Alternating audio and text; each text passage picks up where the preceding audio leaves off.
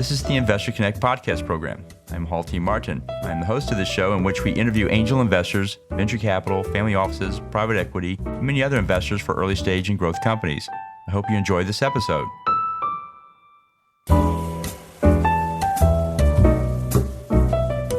Well, hello, this is Hall Martin with Investor Connect. Today we're here with Nathan Beckord of Foundersuite. Nathan, thank you for joining us. Thanks for having me. Great. So can you tell us about your background? What were you doing before you launched Foundersuite? Yeah, my super corny dad joke is I'm a one-trick pony. I got out of college a few years ago. I won't give my exact date. Got out of college a few years ago, went and worked in investment banking for a few years during the dot-com boom, helping companies raise capital, go public. I did that for a while, and that was fun and crazy. And then went to University of Texas and did a little time after that in investment banking, working with B and C round companies, raising money, spent a little time at JP Morgan, and then came back to Silicon Valley and hung out a shingle called Venture Architects, which was just helping startups. It was kind of like taking some of the lessons learned at JP Morgan and others and applying them to the very early stage companies, helping them form a list of target investors, helping shape up their pitch deck and models, and did that for about 12 years while trying to figure out a startup idea of my own because I really wanted to start a startup. Eventually, one day, had the idea, let's launch software for raising capital. So I've kind of done nothing throughout my career except help companies raise capital. One trick pony, as I say. That must give you a lot of depth and expertise to have that many years and seen that much experience around it. So it must have been quite a ride for you. It's fun, exciting. I mean, you know this, given what you do. I think it's super fun to see and work with innovative startups. It was fun doing it on the consulting side, having 5 or 6 clients at a time. And now we've got a couple thousand startups, and I interact with a lot of the founders, and you see all kinds of crazy stuff, and that's what's fun about it, right? Bleeding edge to just interesting startups. So yeah, that's great. So what excites you right now? Oh, that's a good question. Probably changes given which hour of the day you talk to me. I just had a call with not a customer yet, or a prospect making unicorn drinks. So get this, they have a shop in Brooklyn that makes these unicorn lattes, and it's this thing that looks just so sweet. They, instant diabetes, but apparently pre-pandemic, they had a line every morning of 500 people lined up for these unicorn lattes, and now he's turning it into a brand and trying to launch it. I mean, not something I would drink, but it's kind of interesting from a business story, kind of on the more serious side. I mean, I like 2 categories right now. I like kind of future of work, right? I think what we're all seeing here in the pandemic and how work is changing is just the tip of the iceberg. And there's going to be a lot of cool stuff of how we work and how that changes, and some cool startups appearing there. Also, another category that I find interesting is mental health startups. I'm seeing more both venture funds looking at this, more startups focusing on this, and there's a lot underneath that. But those are kind of 2 areas I think are pretty cool right now. Well, that's great. So you see a lot of startups, you see a lot of investors out there. What's your advice for people investing in startups? What do you tell them to do before they write that first check? It's stuff you're going to, from a thousand other people, but getting to know that founder over a period of time. I think this is kind of flipping around. Advice I always give founders is reach out to investors even several months before you plan to raise money. Start to build that relationship. And you've probably read Mark Suster's great post from several years ago about investors invest in lines, not dots. And so I'm always telling founders, you got to start that relationship building process, 6, 12 months in advance. And flip side for investors, obviously reaching out to startups, being helpful to those founders well in advance of any fundraising discussion is what I suggest. I like a model that we had this woman on our show, name of Elizabeth Yin of Hustle Fund. It's a pre-seed fund, pretty new, And I like their model, which I think is really interesting. They will write a tiny little check, 25K or so, and then they'll sit down with the founders, define some key metrics, and then they'll work with the entrepreneurs on a growth project, right? And it's both a test to see how do we work together, and also can this founder kind of execute to plan. And I love that sort of collegial way of assessing each other out, right? And I think a lot of investors could kind of adapt parts of that for their own model, right? Great.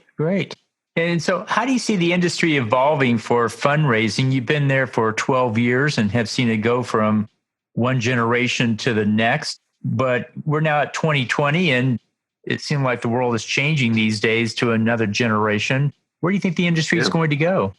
Oh man, there's so much in that question. I think when I was doing fundraising consulting 10, 15 years ago, it was very much an old boys club. I remember having meetings at the golf course there on Sand Hill Road with investors we were trying to get to know, and it was really hard to crack those doors open. I think obviously that's been changing, and given the, how do you put it, the state of race relations and everything else in the world, I think I'm seeing just a huge number of like diversity focused funds popping up. I think that's broadening access to capital to more people, more groups.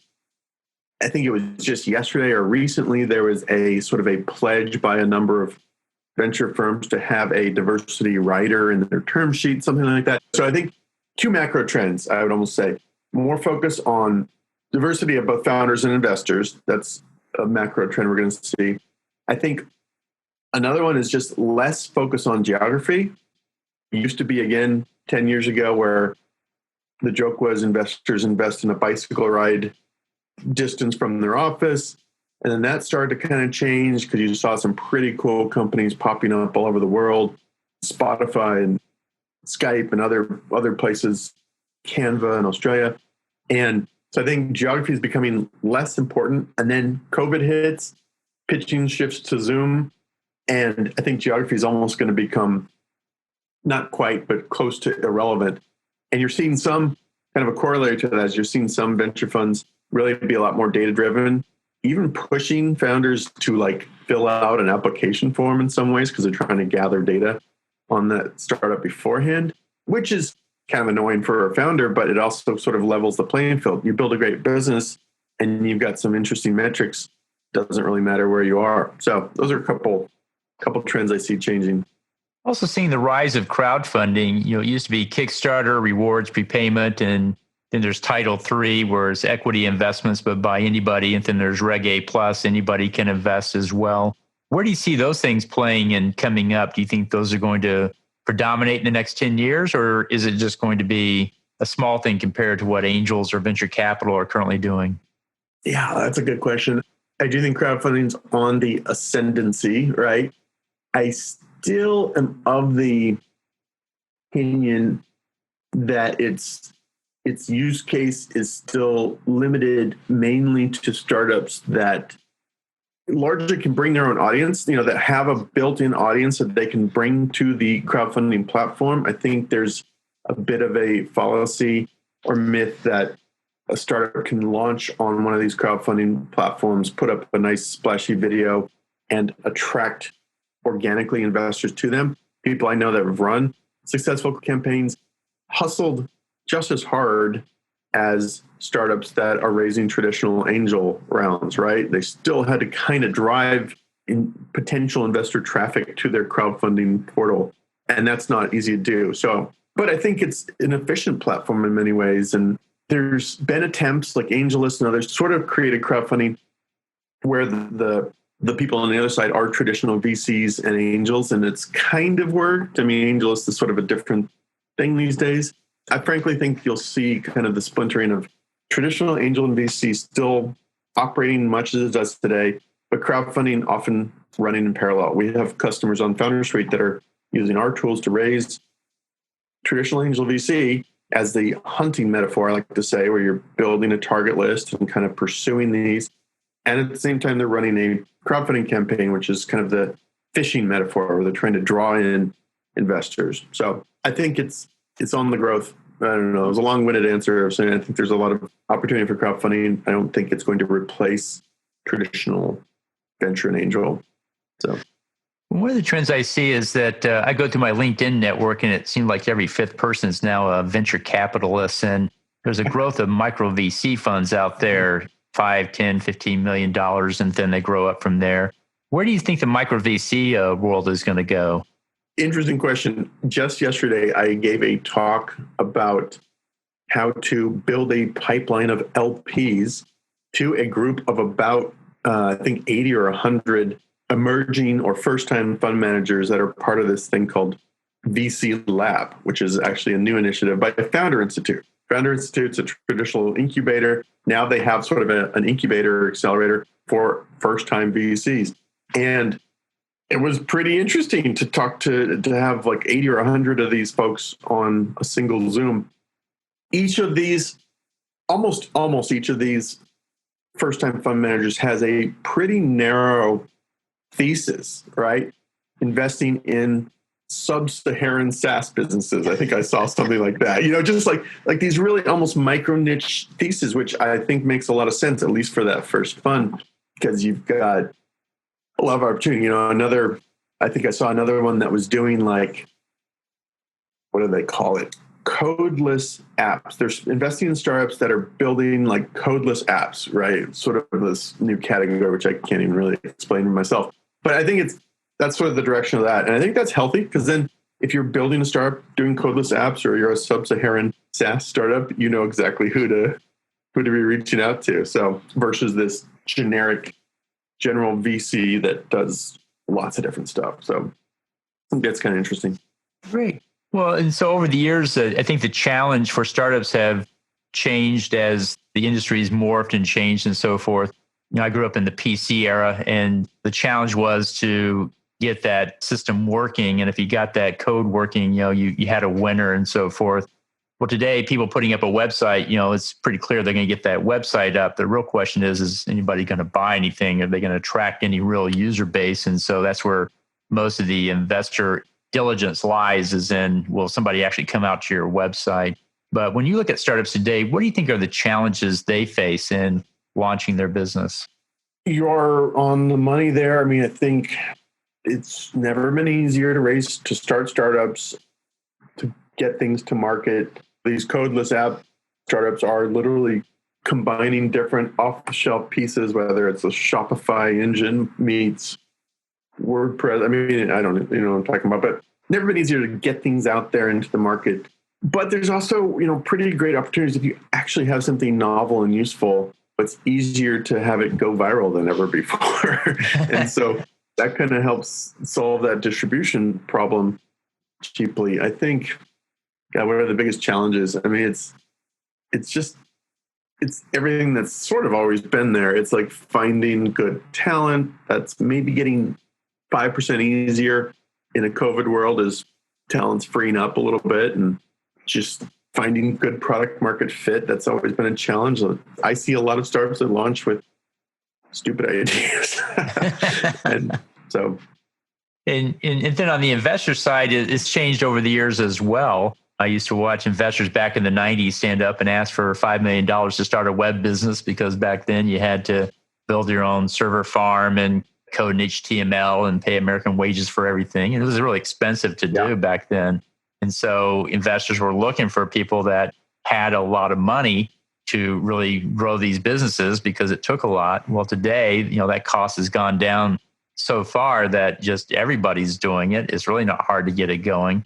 But now as an investor, you have so many more deals to diligence and go through. I remember in Austin, there was about 5 deals a month you had to go through and you were done. Well, today it's probably more like 50 a month, and it's just becoming more. But what do you see as a challenge in the space for investors? I think you're touching on it, identifying kind of the signal and all the noise. There are just so many startups out there. There's even interesting startups. I think we talked a few days ago, and one of the things I know you focus on is come to us with revenue, right? That's your benchmark, or maybe reading into it, but that's your benchmark of like, has this thing, been able to rise above the noise by getting people to actually pay them, right? I think that's kind of interesting. I think you are seeing some of these, as I mentioned, some of these venture funds that are really trying to take a data-driven approach to this. Like, let's get your data, let's get your metrics, your growth rate, your churn, your LTV and CAC and all this stuff, and compare that against your peers. The challenge is getting that data. I mean, I think there are a few, crowdfunding kind of helps with that process because you can force a startup to give you that data before putting up the platform and things like that. I don't know. I think you'll start to see more emphasis of that, of like either put out your data as a startup or like proactively put it out there as a startup, or from the investor side, requiring these hoops to jump through before a Zoom will be scheduled. So I think that could be something we'll see more of. So again, good and bad. If you got the data, that's great. If you're just idea stage, it might make things a little harder. Have to go back to your great aunt and uncle for that seed funding, right? Well, we always ask what sectors and applications you think are good opportunities for investors. You spoke earlier about future of work and mental health startups. And those are very intriguing. I find those interesting as well because seem like those industries are coming to a place where startups can really effect some change and bring some innovation and so forth. But what other sectors would you put on the table that you think investors really ought to start looking at this stage? Yeah. Even though it's a very crowded space, I mean, you're seeing verticalized social networks and verticalized SaaS. I would kind of put like Foundersuite in a verticalized SaaS, right? We're a very focused CRM focused around fundraising, which is kind of a niche, but it's also a growing niche, right? You're seeing verticalized social networks. For example, I had a guest on our show called Public that is making this social stock trading app, right? And there are a couple of these out there, but it's a very social and public verticalized app that is really just focused on trading stocks, talking about stocks, researching stocks, sharing stock ideas. And, you kind of almost saw this back in the 90s and 2000s with some online bulletin boards that were doing something. They often got a little bit scammy and spammy, but you're sort of seeing the same model applied to like apps for stock trading in 2020, which I think is interesting. Kind of like how Venmo made paying people a social network activity, right? Who would have thought that would work? But it obviously was a pretty big success and a nice exit. So I think you'll see more of that. So those are two areas I think I'm thinking about: verticalized SaaS, verticalized social networks. Well, in the last few minutes that we have here, what else do you think we should cover that we haven't? I think I'd like to actually talk about this and hear your thoughts on just what the rest of 2020 is going to do for startups and fundraising. And I'll start, and I'd love to actually hear your thoughts on it too. But 2020 started off strong. And for our data point, I can see startups on our platform raising money. February started to decline. March and April were down. May was flat. June and July started growing really nicely again. August is starting to do this too. But now I'm seeing a little slow off. So it's kind of like, are we getting out of this and things are going back to normal, or are we headed for another kind of slowdown? That's something I'm trying to figure out. And I'm basically just using my own platform data to try and like triangulate that. But what are your thoughts on that? Well, I think COVID is giving us a whole new set of careabouts. It's changed the landscape. I remember 6 months ago, people were having presentations about how AI and robotics, they were coming to take your job, be very afraid. And then after we went through the lockdown, it became clear that you really need automation and AI in order to run the systems. And people were more interested in supply chain. They used to want just in time, but now they want a more robust supply chain so we never run out. And so a whole new set of careabouts has come up that I think the startups are in a good position to go help solve. And then coupled with that is the market went down, but it came right back up. I was telling everybody when the market goes down, valuations go down, and then 4 months later, we're back at all-time highs. And so valuations have come right back up. And so I think the money is going to be there to invest in those startups that are going to solve those COVID issues, which is mostly online content. Online engagement is the critical factor there. And it's really accelerated that shift online. So I think startups that are positioned there, at least the ones we see that are positioned there, are doing very, very well. And that's where the market's going to go. I think we're a little bit over installed on retail and restaurants and so forth, and we don't quite need as many of those. And a lot of those resources will shift into some of these other areas. So for the startup and for the fundraise, I think it's going to be a fabulous time. The other factor is interest rates are zero, near zero. Mm-hmm. And I can't tell you how many investors come to me saying, my money markets just don't give me anything anymore. I have to invest in something that's going to yield some return and some cash coming out of it.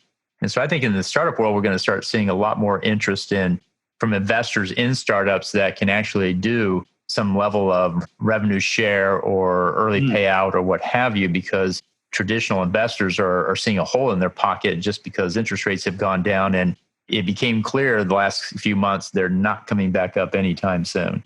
They're going to stay down for a long time. And so I see a lot of those investors coming into the startup market looking for yield. It's not in the public market anymore, it's private. And then looking for those that can also provide some liquidity along the way. So those are some of the things I see coming up, but we'll see how it plays out. I do see, sort of on that same vein, I've seen the growth of this revenue-based financing model. I think Lighter Capital was one of the first ones, and now there are a bunch of them that are extending you some capital, but then you're paying it back from your revenue, which top line revenue. So theoretically, it's slightly less risky, especially if you have a stable SaaS business. So I can see investors wanting to come in and tap that as a interesting way to find some return. Well, I appreciate you joining us today. How best for listeners to get back in touch with you? We are online at foundersuite.com. My email is Nathan@Foundersuite. If anyone wants to reach out, happy to connect on LinkedIn, perhaps mention, you heard about this show. And we are on all the social channels at foundersuite.com, at Foundersuite on Twitter, at Foundersuite on Facebook, all that good stuff. So love to connect and learn more. Great. We'll put those in the show notes. Want to thank you for joining us today and hope to have you back for a follow-up soon. All right, Hall. Thanks very much. Appreciate it. Have a good weekend. You too. Investor Connect helps investors interested in startup funding. In this podcast series, experienced investors share their experience and advice. You can learn more at investorconnect.org.